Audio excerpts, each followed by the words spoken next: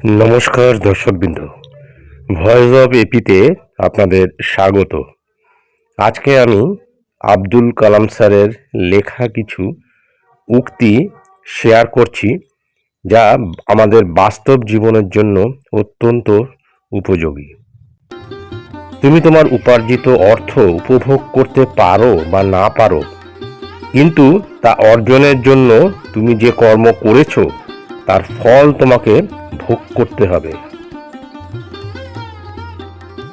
জীবন জ্ঞানীর কাছে একটি উপহার, বোকার কাছে একটি নাটক, ধনীর কাছে একটি খেলা এবং গরিবের কাছে একটি সংগ্রাম। তর্কের চেয়ে নীরবতা ভালো, বদলা নেওয়ার থেকে নিজেকে বদলে ফেলা ভালো, স্বার্থপর লোকের সাথে পথ চলার থেকে একলা চলা ভালো।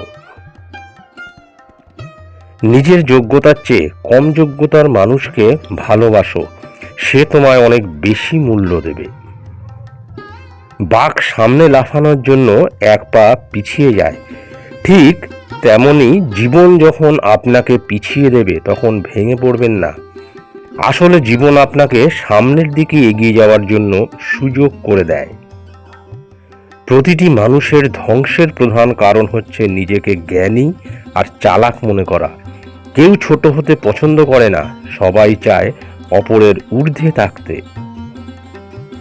সবার সাথে যতই ভালো ব্যবহার করো না কেন, কেউ না কেউ তোমার বদনাম করবেই। মেয়েদের জীবনটা হলো একটা মোমবাতির মতো, অপরকে আলোকিত করতে নিজে জ্বলে পুড়ে শেষ হয়ে যায়, তবুও সেই দহনের ব্যথা কেউ বোঝে না।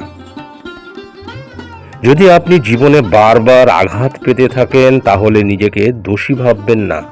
শুধু মনে রাখবেন যে গাছের ফল যত বেশি মিষ্টি, সেই গাছেই সবাই বেশি পাথর ছোড়ে।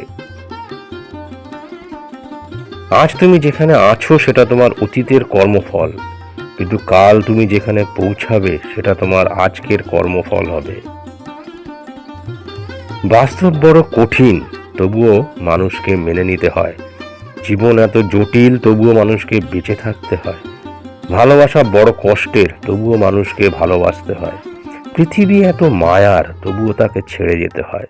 মৃত্যু এত যন্ত্রণার, তবুও তাকে বরণ করতে হয়।